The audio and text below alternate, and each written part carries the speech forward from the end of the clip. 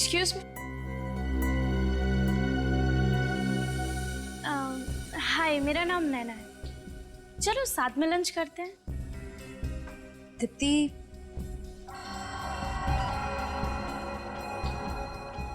Lunch के लिए बुला रहे हैं। ठीक है पूजा। ठीक है, हम आते हैं। ओके।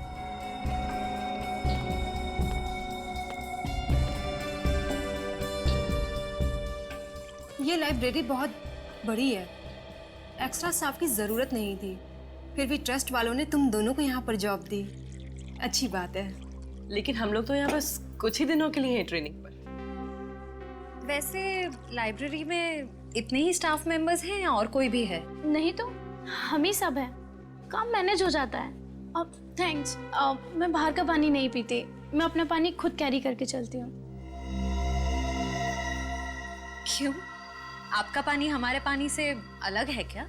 हाँ, ये पानी घर से लेके आती है, इसे बाहर के पानी से एलर्जी है। पानी से एलर्जी? कहीं आप मजाक तो नहीं कर रही? वो मजाक नहीं कर रहे, सच्ची बोल रही है। एक्चुअली क्या है, मैं अगर क्लोरीन का बाहर का पानी पीऊँ तो उससे मेरी मौत भी हो सकती है। इसके रोगी को पानी से एलर्जी होती है और इस इंसान को इतनी खुजली होती है कि कई बार तो इसकी मौत हो जाती है खुजली की वजह से। ये पेशेंट्स पानी पी सकते हैं? पी सकता है, लेकिन सिर्फ मिनरल वाटर। अगर जरा सा भी क्लोरीन का पानी पिया तो पूरे शरीर में बुरी तरह से रैशेज हो जाते हैं। क्या? I am so sorry. No no, it's okay.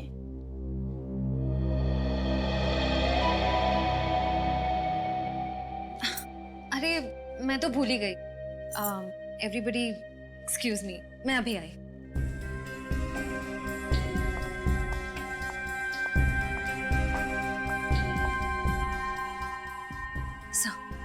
Sir, नैना वही लड़की है जिसे केशव नाथ जी अपना वारिस बनाना चाहते थे।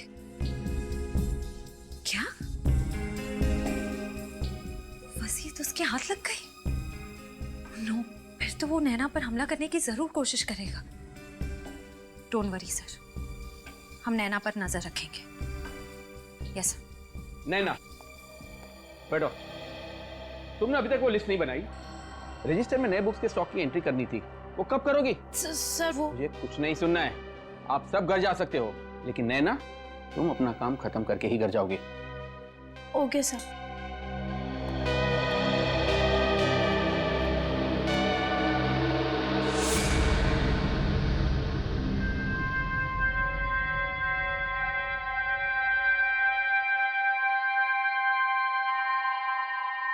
उफ, 11:30 बज गए। ये भी कोई तरीका है काम करवाने का? ये मैनेजर नहीं, हिटलर है, हिटलर। कल ना मैं इसकी लाइब्रेरी की ट्रस्टी से जरूर शिकायत करने वाली हूँ। और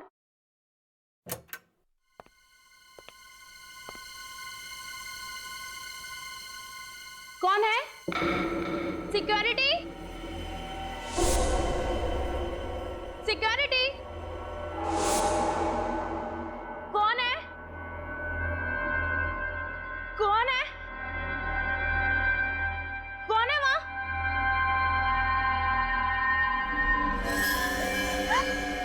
कौन हो तुम?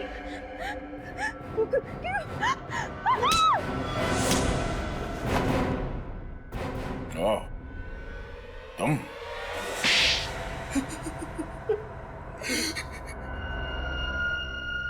मैंने रात दिन इसलिए मेहनत नहीं की थी कि मेरे ससुर जी अपनी सारी जायदाद अपने किसी दूर के रिश्तेदार को खैरात में दे दे।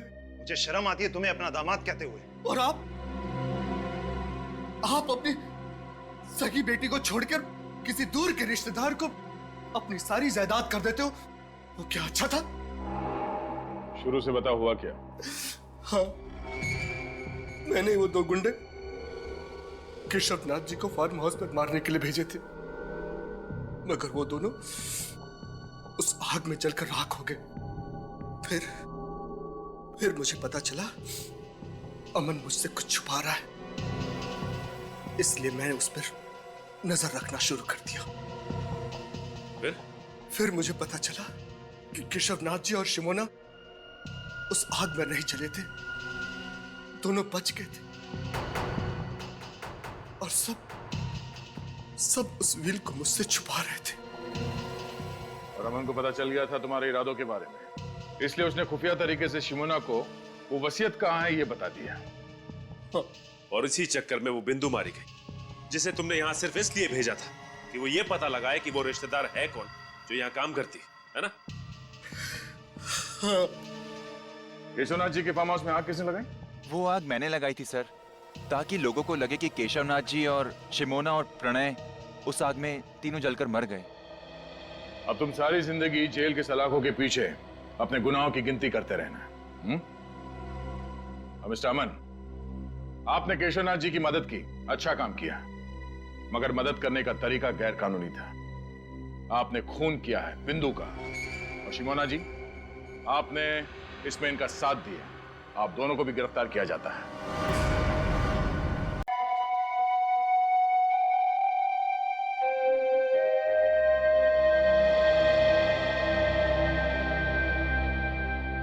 केशव जी, आप जो कर रहे हैं ना, मुझे नहीं लगता आप सही कर रहे हैं। मुझे ऐसा लगता है आपको एक बार फिर से सोच लेना चाहिए। शिमोना सही कह रही है सर, भावनाओं में बहकर आप ये निर्णय ले रहे हैं। बिल्कुल सर, और हम तो आपके शुभचिंतक हैं, आपको सिर्फ इसके परिणाम से वाकिफ करा रहे हैं। आप जो कर रहे हैं ना, उससे आपकी जान को खतरा हो सकता है। बस प्रणय, मैंने अपना डिसीजन ले लिया है, और मेरा डिसीजन किसी भी हालत में बदलने वाला नहीं है। मुझे किसी से डर नहीं। आने दो उसको, फिर देखते हैं। अमन, बोलो कि कोई अच्छी खबर लाए हो। अच्छी खबर ही लाया हूं। आप जो सोच रहे थे वही सही है। ये देखिए।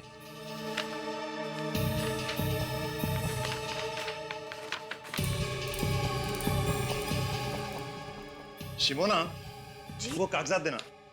जी। पेन।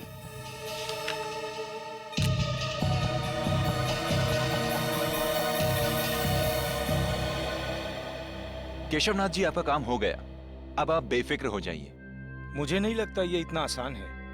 ये बात पता लगते ही तूफान आने वाला है। तो फिर आने दो तूफान, हम तैयार हैं।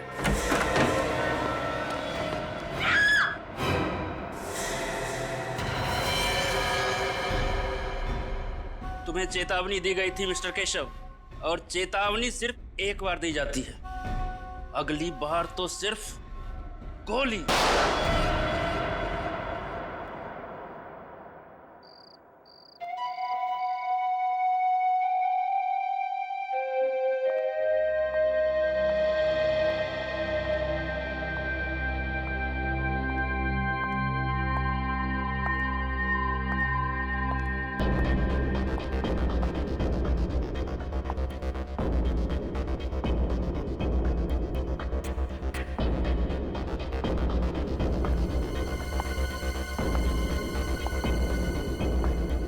Law, science,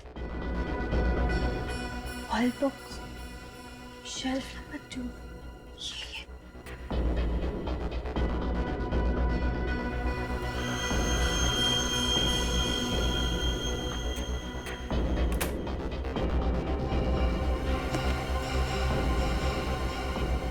The World Atlas and Encyclopedia, यही बुक है।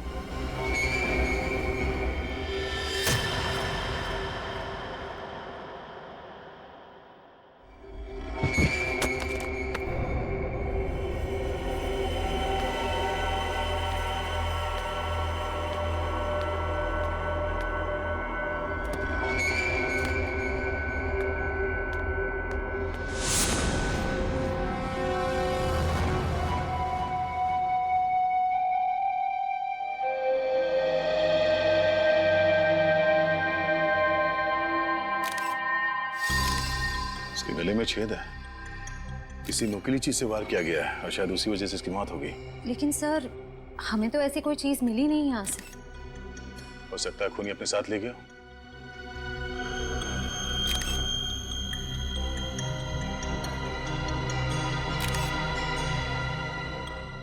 सर कोई मोबाइल, कोई आईडी कार्ड नहीं है। Sir 1 minute.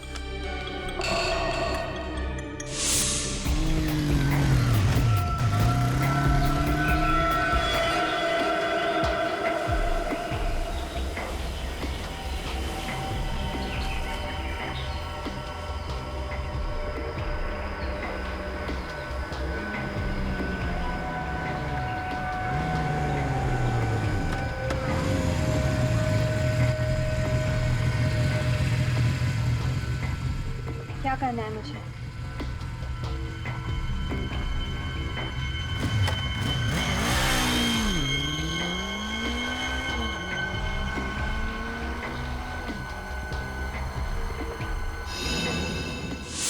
ये चिट्ठी इसकी जेब से मिली है। सेंट्रल लाइब्रेरी, तीसरा माला, शेल्फ नंबर 2। ये लड़की रात के 1:30 बजे वर्ल्ड एटलस बुक लेने के लिए आई थी यहाँ पे। क्यों? हाँ सर, और सर वो किताब यहाँ से गायब भी है। ओह, बड़ी अजीब बात है। रात के 1:30 बजे ये लड़की यहाँ वर्ल्ड एटलस बुक लेने आती है और उसी की मौत हो जाती है, और वो बुक भी यहाँ से गायब है। इसका मतलब है कोई और भी था जो बुक लेने के लिए आया था। उस किताब में ऐसा क्या हो सकता है? सर वो तो एक सिंपल मैप्स की बुक है। बुक भले ही सिंपल हो, लेकिन कोई ना कोई बात तो जरूर है सर। लगता है उस बुक के साथ छेड़छाड़ की गई होगी। सचिन, बाहर जाके पता करो किसी ने इन लोगों को अंदर बाहर आते जाते देखा है क्या। ये वर्ल्ड एटलस बुक आखिरी बार कौन लेके गया था? Sir 1 minute.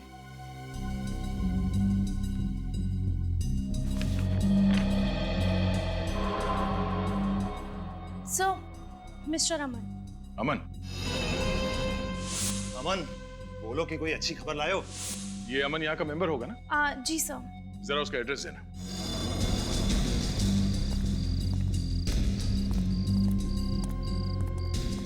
ये पीछे का गेट तो हमेशा बंद रहता है। अगर वो लड़की यहाँ से आई है इस तरफ से, वो जो औरत कैंडल बेच रही है उसे पता होगा। चलो पूछते हैं। Excuse me. 10 का 1 कैंडल है सर, कितने कैंडल्स दूं? देखिए, हम लोग कैंडल लेने नहीं आए, आपसे कुछ पूछना था। आप यहाँ पर कब से हैं? जी मैं शाम से लेकर सुबह तक यहाँ बैठती हूँ, कैंडल बेचती हूँ। यहाँ पास में चर्च है, यहाँ देर रात तक लोग कैंडल जलाने आते हैं। क्यों, क्या हुआ मैम? देखिए, ये सामने जो लाइब्रेरी है ना, वहाँ पे एक खून हो गया। मुझे लगा ही था उस लाइब्रेरी में कुछ तो गड़बड़ हुआ है। अच्छा, आपको ऐसा क्यों लगा कि लाइब्रेरी में कुछ गड़बड़ है? सर वो कुछ देर पहले। राजू, गाड़ी निकाल जल्दी। मैडम 10 रुपए का 1 कैंडल है, प्लीज ले लीजिए मैम। शिमोना, वो कागजात देना। जी मुझे नहीं चाहिए मैम। कहा ना नहीं चाहिए। Ma'am please. Driver city market जल्दी। क्या 2 बजे रात को वो सिटी मार्केट जाना चाहती थी? आपने ठीक से सुना था? जी हाँ, मैंने बराबर सुना था। आपने उसका चेहरा तो देखा होगा ना? जी हाँ, मुझे याद है। मिस्टर अमन का यही घर है? जी हाँ। और ये?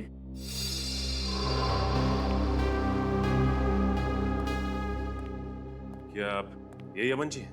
हाँ सब, इन्हें मैंने हाल में कहीं देखा है। हाँ सर, चेहरा जाना पहचाना लग रहा है, लेकिन याद नहीं आ रहा है कहाँ देखा है सर। जरूर देखा होगा। अमन सर बहुत बड़े वकील हैं, आपने टीवी पर किसी इंटरव्यू में देखा होगा उन्हें। अच्छा, तो आपके साहब बड़े वकील हैं? हाँ। कहाँ गए? ऑफिस? नहीं, आज सुबह वो अपना सामान लेकर के शहर से बाहर चले गए। इस अमन जी ने आखिरी बार लाइब्रेरी से वर्ल्ड एटलस की किताब ली और लाइब्रेरी में वापस कर दी। उसके बाद से गायब है। अमन जी का कमरा कहाँ है?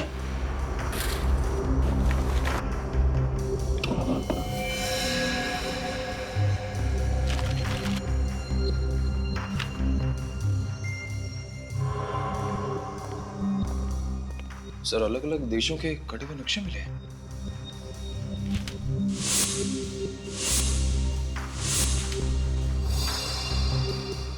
सारे कटे हुए नक्शे तो सर वो तो एक सिंपल मैप्स की बुक है। वर्ल्ड एटलस बुक है। अमन जी ने इसे कैंची से इस तरह से काटा क्यों होगा? उस वर्ल्ड एटलस बुक को हथियार बनाने के लिए। उस बुक में से सारे पन्ने काटे, उसके अंदर कोई नुकीली चीज रखी जो किताब खुलते ही पिस्टन के जरिए तेजी से बाहर निकली और उस लड़की का खून हो गया। सर अमन का फोन बंद आ रहा है। वो तो होना ही था। सर ये देखिए, फटे हुए music notes. Music notes? Sir उसने म्यूजिक नोट फाड़ के फेंका क्यों होगा? लेकिन अमन सर को तो संगीत का शौक ही नहीं है। तो ये देखिए, ये वायर और ये स्प्रिंग।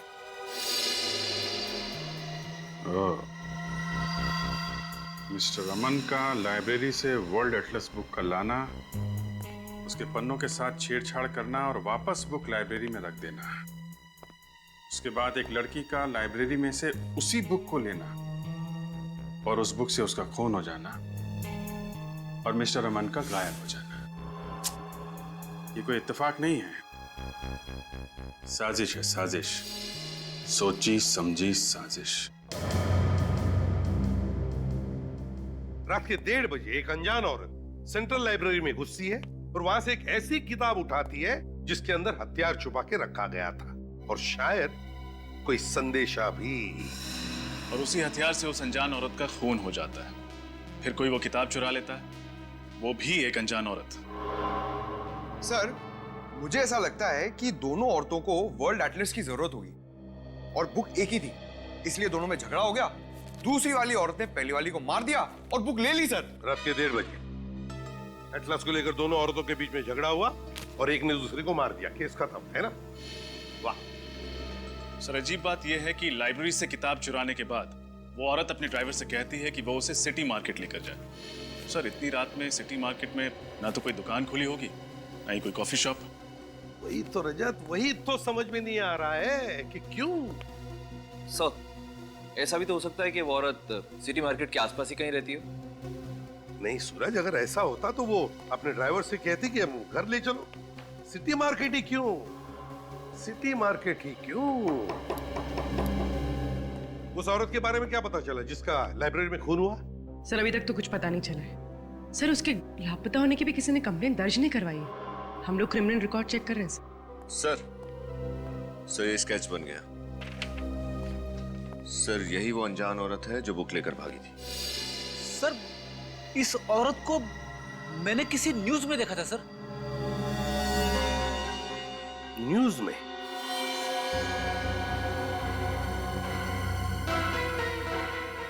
न्यूज में?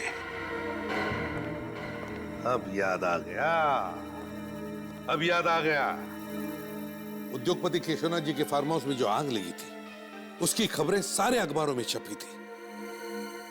उसी में मैंने इन दोनों का फोटो देखा है। सर ये हादसा तो 2 हफ्ते पहले ही हुआ था। पूर्वी सर, ये अखबार में जिस औरत का फोटो है उसकी शक्ल और ये स्केच वाली औरत की शक्ल कितनी मिलती जुलती है। सर लेकिन ये तो शिमोना है। मैम आपने पक्का इसी औरत को देखा था? जी सर, पक्का मैंने इसी को देखा था। सर अगर शिमोना जिंदा है तो अमन ने पुलिस में झूठी रिपोर्ट क्यों लिखवाई? सर और शिमोना ने लाइब्रेरी में उस लड़की की हत्या क्यों की? कोई ना कोई राज जरूर था केशवनाथ जी के फार्म हाउस में जो उस आग में जलकर खाक हो गया। सारे चक्कर के पीछे ये अमन ही है, अमन। हाँ सर, इसलिए मिस्टर अमन ने शिमोना जी के लिए वो म्यूजिक नोट्स में वो संदेशा छोड़ा होगा, क्योंकि दोनों खुले में तो आमने सामने आ नहीं सकते थे। अमन और शिमोना, क्या क्या कनेक्शन हो सकता है इन दोनों के बीच में? तो फिर ये शिमोना इतनी रात गए सिटी मार्केट किस लिए गई थी? सर अमन के घर से हमें कुछ फटे हुए कागज मिले जिन पर कुछ म्यूजिकल नोट्स लिखे हुए। सर इस वर्ल्ड एटलस का म्यूजिकल नोट से क्या कनेक्शन हो सकता है? उस वर्ल्ड एटलस में कुछ तो ऐसा होगा जिसकी वजह से शिमोना सीधे इस मार्केट में आ गई। सर रात के समय लाइब्रेरी से सिटी मार्केट पहुंचने में लगभग 10-15 मिनट लगते हैं। उस कैंडल बेचने वाली औरत ने हमसे कहा था कि उसने शिमोना को 1:45 बजे देखा होगा, तो वो इस मार्केट में 2 बजे तक पहुंच गई होगी। हाँ, लेकिन उस समय तो मार्केट बिल्कुल सुनसान रहा। मुझे नहीं लगता कि किसी ने शिमोना को या उसकी गाड़ी को देखा होगा। फिर भी ट्राई करते हैं, हो सकता है किसी ने कुछ देखा हो। तुम इस तरफ पूछो, मैं उस तरफ के दुकानदारों से पूछता हूँ।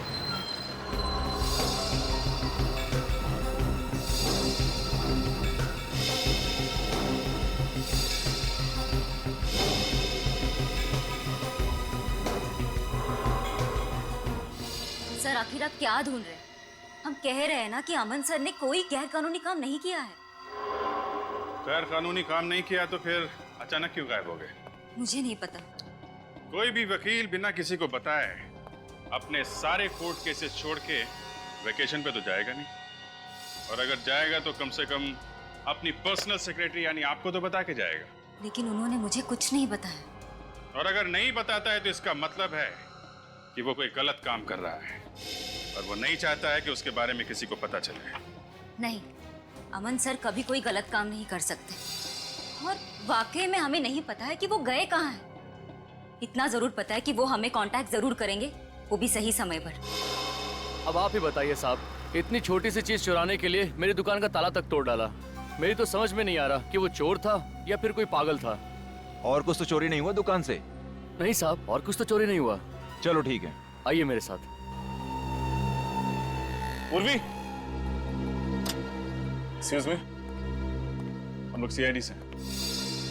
सर क्या हुआ क्या यहाँ पे? सर वो कल रात को मेरे म्यूजिक स्टोर में ताला तोड़कर एक चोर घुस आया था, और सर वो केवल एक म्यूजिक बॉक्स के अलावा और कुछ भी चुरा कर नहीं ले गया। एक ही म्यूजिक बॉक्स?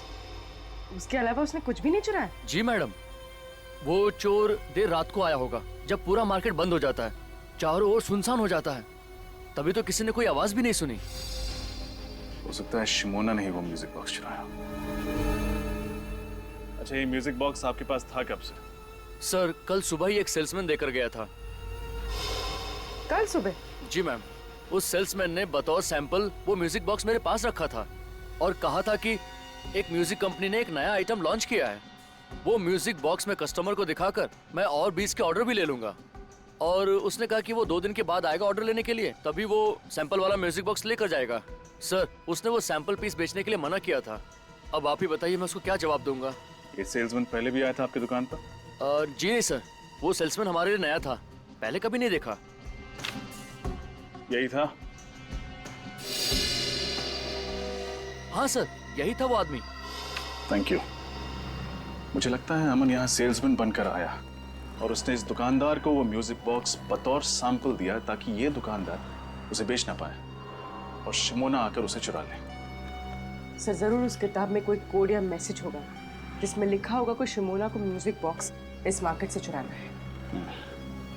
लेकिन सेंट्रल लाइब्रेरी से सिटी मार्केट से म्यूजिक बॉक्स, ये कोड्स का चक्कर कुछ समझ में नहीं आया।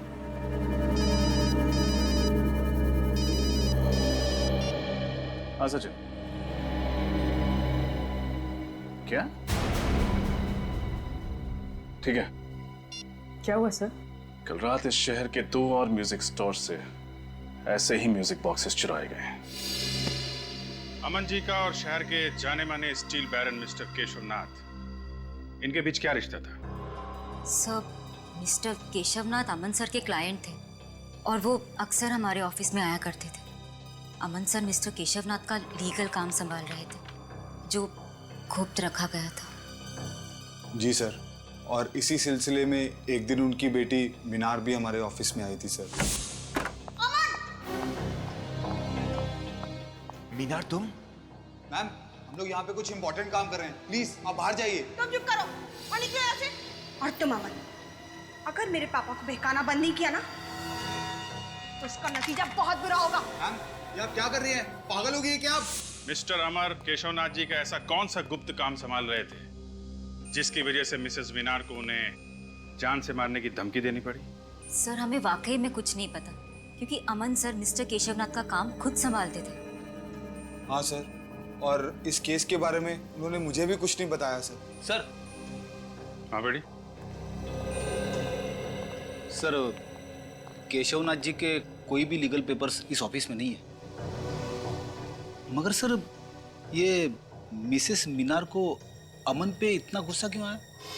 और सर, ये अमन फार्म हाउस में लगी आग के सिर्फ एक गवाह थे, या वो जानते थे कि आग लगने से पहले वहां क्या हुआ था? ये तो केशवनाथ जी के फार्म हाउस पे जाके ही पता चलेगा। जरा मिसेस मीनार को भी वहां बुलवाओ।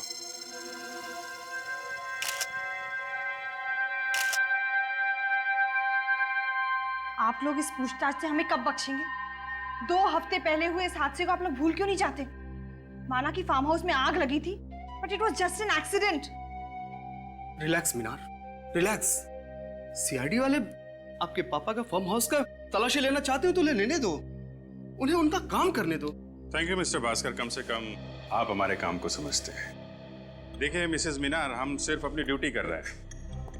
इस फार्म हाउस में जो आग लगी और जिसमें आपके पिताजी और उनके 2 एसोसिएट जल के मर गए, आपको ये मालूम होगा कि उसकी रिपोर्ट मिस्टर अमन ने लिखवाई थी।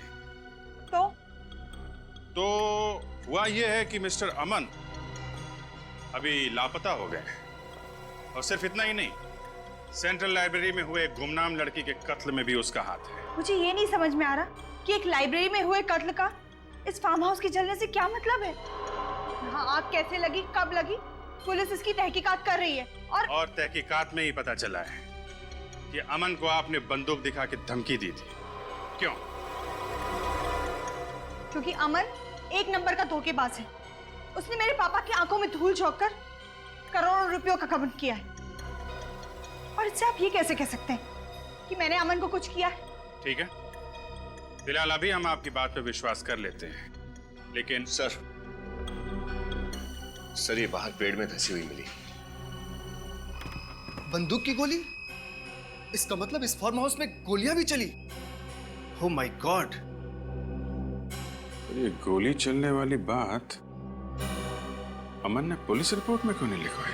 ये वीणा का है, ये संतूर का है और ये सितार का है। ये तीनों एक ही राग पर है, लेकिन इनके वाद्य यंत्र अलग अलग हैं। मैं आपको इनके राग सुनाता हूं।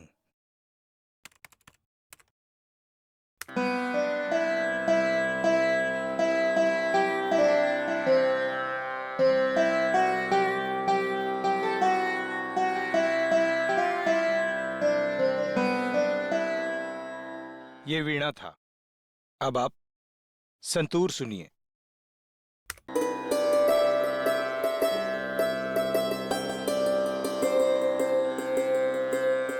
ये सितार का है।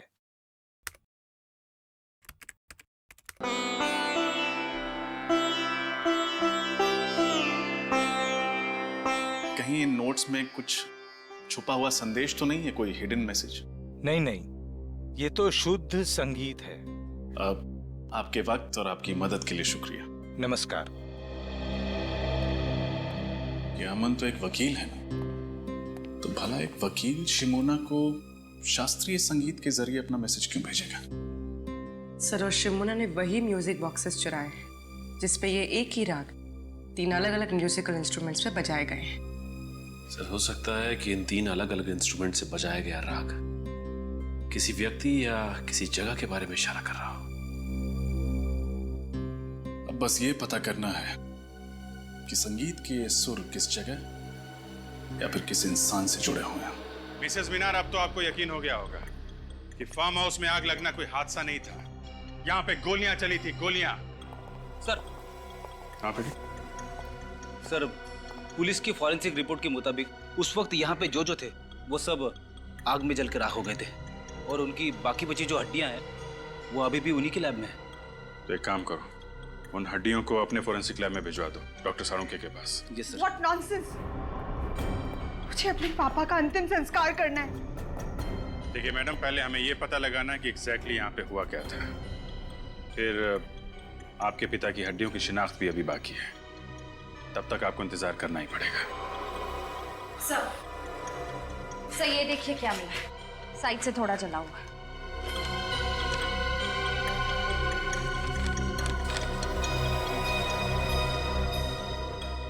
डीएनए प्रिंट, हड्डियां तो बुरी तरह जल गई हैं। इनके चेहरे अच्छे से बन पाएंगे?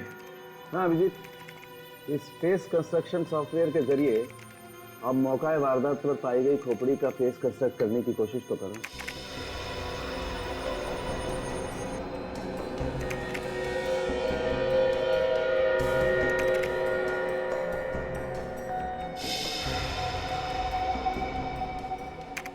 ये देखिए, इसमें कोई भी केशवनाथ जी या शिमोना जैसा नहीं दिखता, लेकिन ये तो प्रणय है। यानी कि प्रणय वाकई में उस रात जल के मर गया था? नहीं फ्रेडी, प्रणय की मौत गोली लगने की वजह से हुई। और ये दोनों कौन है? मेरे जरा इन लोगों को बुला कर आइए।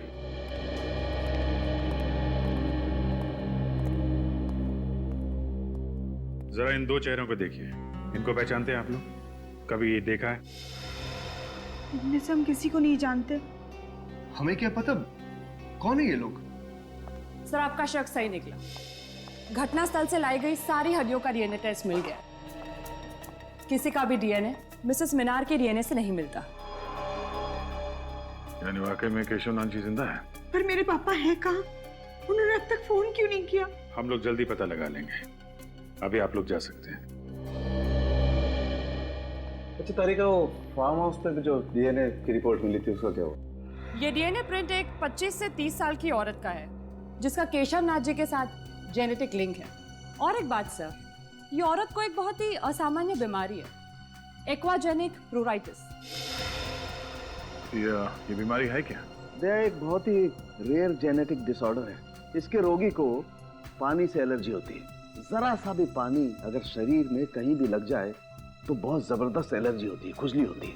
बारिश का पानी, पसीना, यहाँ तक कि हवा में अगर जरा सी नमी भी बढ़ जाए तो रिएक्शन होता है। और इस इंसान को इतनी खुजली होती है कि कई बार तो इसकी मौत हो जाती है खुजली की वजह से। तो बहुत भयानक बीमारी है। ऐसे पेशेंट जिंदा कैसे रहते हैं? एंटी एलर्जिक दवा खा करके, ताकि इससे लड़ने की क्षमता बढ़ा सके। ऐसे रोगी को हॉस्पिटल में अल्ट्रावायलेट बी पॉजिटिव फोटोथेरेपी दी जाती है। ये पेशेंट्स पानी पी सकते हैं? पी सकता है, लेकिन सिर्फ मिनरल वाटर। अगर जरा सा भी क्लोरीन का पानी पिया तो पूरे शरीर में बुरी तरह से रैशेज हो जाते हैं। सिर्फ मिनरल वाटर? पानी के? अच्छा, ओके, ठीक है, ओके। क्या हुआ? लाइब्रेरी में जिस अनजान लड़की की लाश मिली थी उसका नाम बिंदु है। वो एक गुनहगार थी और जेल में सजा भी काट चुकी थी।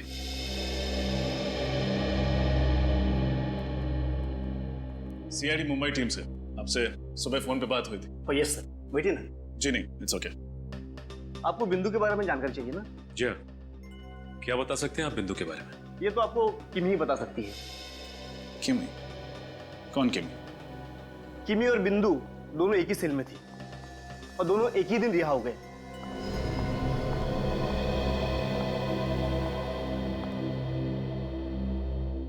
किमी देखो, हम तुम्हें डराने या धमकाने नहीं आए हैं। हम बस ये जानने आए हैं कि तुम बिंदु के बारे में क्या जानती हो। वो बिंदु क्या? बिंदु ने मेरे को पैसे का लालच दिया था और बोला था किसी काम में उसका साथ देने को। कैसा काम? वो तो सर उसने नहीं बताया। किसने सौंपा था काम? सब ये भी नहीं बताया उसने। बोला था टॉप सीक्रेट है। और साहब मैंने पूछा भी नहीं, अपने को तो सिर्फ पैसों से मतलब था साहब, इसलिए नहीं पूछा। कहाँ गई थी तुम उसके साथ? Central library, Mumbai. Central library? इसका मतलब बिंदु पहले भी गई थी लाइब्रेरी? हाँ सर। क्यों गए थे तुम दोनों वहां? सर बिंदु और मैं सॉफ्टवेयर इंजीनियर बनकर गए थे उस लाइब्रेरी में। बिंदु को कुछ कंप्यूटर से जानकारी चाहिए थी और मैं बाहर निगरानी कर रही थी कि अगर कोई आसपास दिखाई दे तो तुरंत इत्तला कर दूं बिंदु को। पर वो जानकारी जो उसे चाहिए थी उसे मिली? नहीं सर। सर, लाइब्रेरी के कंप्यूटर से ऐसी क्या जानकारी हासिल करना चाहती थी बिंदु? पता नहीं, लेकिन ये पक्का है कि फार्म हाउस पे किए गए खून का राज जरूर उस लाइब्रेरी में छुपा है। मुझे प्रणय को वहां जाने ही नहीं देना चाहिए था। केशवनाथ जी की प्रॉब्लम में उसको पढ़ने की क्या जरूरत थी? किस प्रॉब्लम की बात कर रही हैं? प्रणय और शिमोना केशवनाथ जी के बिजनेस एसोसिएट थे। केशवनाथ जी को अपनी बेटी मीनार पर बिल्कुल भरोसा नहीं था, इसलिए वो चाहते थे कि अपनी जायदाद को किसी ट्रस्ट में रख दें। प्रणय और शिमोना उन्हें मनाने की बहुत कोशिश कर रहे थे कि अपनी बेटी के साथ ऐसा ना करें। और मीनार को केशवनाथ जी के इस फैसले के बारे में मालूम था क्या? जी, ये तो मैं नहीं जानती, लेकिन फार्म हाउस में आग लगने के एक हफ्ते पहले प्रणय ने मुझसे कहा था कि केशवनाथ जी ने अपनी जायदाद को ट्रस्ट में देने का फैसला बदल दिया है। और उसकी वजह? क्योंकि उन्हें कोई और वारिस मिल गया था। नया वारिस? हाँ, केशवनाथ जी को वसीयत बनाने से पहले उसके बारे में कुछ कंफर्म करना था। ये डीएनए प्रिंट एक 25 से 30 साल की औरत का है जिसका केशवनाथ जी के साथ जेनेटिक लिंक है। इसका मतलब वो डीएनए प्रिंट उस दूसरी लड़की का था जिसे केशवनाथ जी अपनी जायदाद का वारिस बनाना चाहते थे। क्या प्रणव जी ने उस नए वारिस का नाम बताया था आपको? यही पता करने के लिए तो वो फार्म हाउस गए थे उस दिन, लेकिन फिर वापस ही नहीं आए।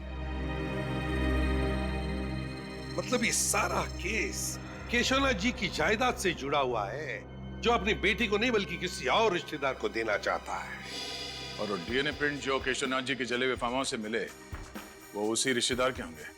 किसी के डीएनए प्रिंट मिलने से ये कैसे साबित होगा कि वो केशवनाथ जी के रिश्तेदार के हैं? सूरज, इंसान दो ही वजह से डीएनए टेस्ट करवाता है, या तो उसे रिश्ता साबित करना होता है या फिर बीमारी के बारे में, जेनेटिक बीमारी के बारे में पता करना होता है। लगता तो यही है कि केशवनाथ जी ने डीएनए टेस्ट के जरिए रिश्तेदारों की पहचान करने की कोशिश की है। हमें ये कैसे पता चलेगा कि वो डीएनए प्रिंट किस रिश्तेदार का है? किमी बता रही थी कि बिंदु और वो जब जेल से छूटी तो दोनों सेंट्रल लाइब्रेरी में गई थी उस कंप्यूटर से कुछ इंफॉर्मेशन निकालने के लिए। सर, इसका मतलब वो 25-30 साल की लड़की जिसे डीएनए रिपोर्ट के मुताबिक पानी की एलर्जी है, वो इसी लाइब्रेरी में काम करती है? एग्जैक्टली। मतलब सर, हमें ना सिर्फ केशवनाथ जी, अमन और शिमोना को खोजना है, बल्कि लाइब्रेरी में काम करने वाले उस गुमनाम वारिस का भी पता लगाना है। ये केशवनाथ जी, अमन और शिमोना को ढूंढेंगे कैसे? रेडी, भले उन तीनों के मोबाइल फोन बंद हो, भले उनके बैंक अकाउंट में कोई लेन देन ना हो, लेकिन हर चीज के लिए पैसा तो लगता ही है। कोई ना कोई तो उन्हें पैसे भेजता ही होगा। बस उन्हें ढूंढ लेंगे। लेकिन कौन सर? केशवनाथ जी और शिमोना के जान पहचान वालों के मुताबिक वो दोनों मर चुके हैं। दया, ये अमन तो जिंदा है, और फिर अभिजीत ने तो कहा ही था ना कि अमन की सेक्रेटरी विनीता काफी वफादार है। सर, उन 3 म्यूजिक बॉक्सेस का क्या राज है? वो अमन ने शिमोना के लिए 3 अलग-अलग दुकानों में क्यों रखे थे? अमन को पता था कि कोई उसका पीछा कर रहा है, इसीलिए वो तीनों म्यूजिक बॉक्सेस में शिमोना के लिए संदेश भेजता था। दया, लेकिन पता लगाना पड़ेगा इस केशवनाथ जी का म्यूजिक से क्या संबंध है। और एक काम, इस अमन की सेक्रेटरी विनीता पर नजर रखो, विनीता पर नजर रखो।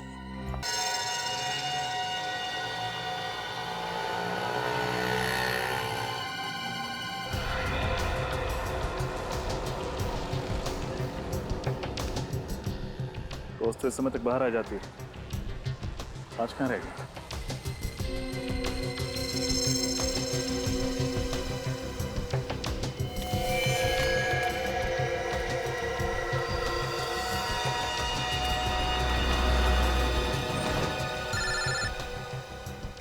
सर, ये पैदल ही आई है, शायद ऑटो का वेट करें।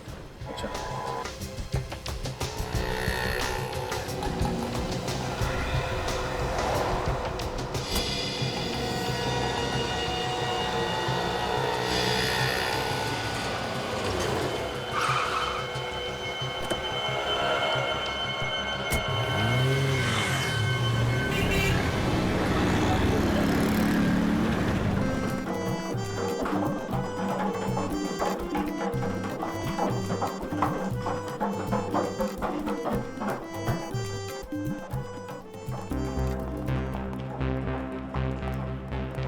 निखिल जरा देखो अलंकार जी कहाँ हैं?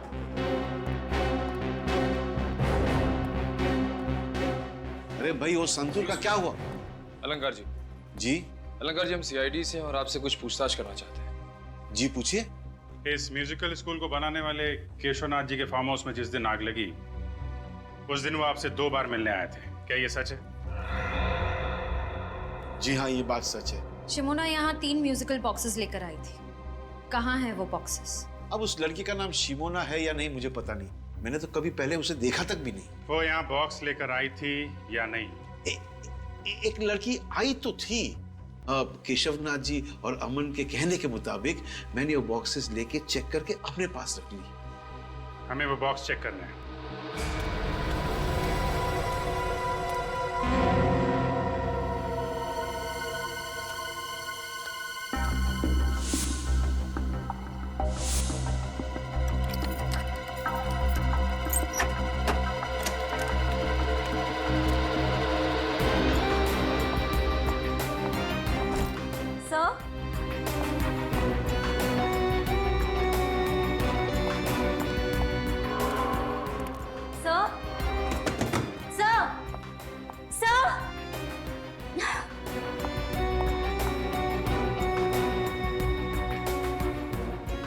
चले गए सब के सब? गए होंगे किसी काम से।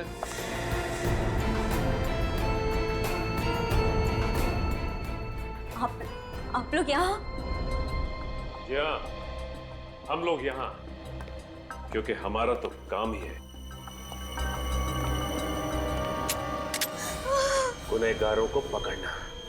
लेकिन मैं गुनहगार नहीं हूँ। मैं सच में गुनहगार नहीं हूँ। कुछ नहीं किया है मैंने। गोली मत चलाना प्लीज।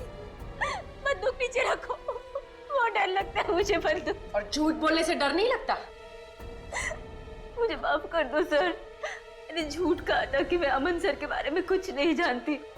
मैं तो सिर्फ उनके ऑर्डर्स को फॉलो कर रही थी। अमन सर, मिस्टर केशवनाथ और शिमोना मैडम यही छुपे हुए थे। इसका मतलब ये तीनों इस षड्यंत्र में मिले हुए थे। तुम्हारे पास अमन और शिमोना का नंबर होगा? हाँ सर। फोन लगाओ, पूछो कहाँ है।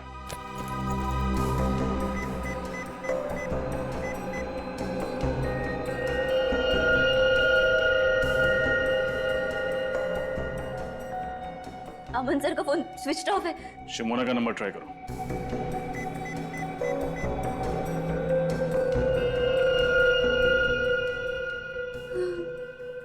उनका फोन भी बंद है।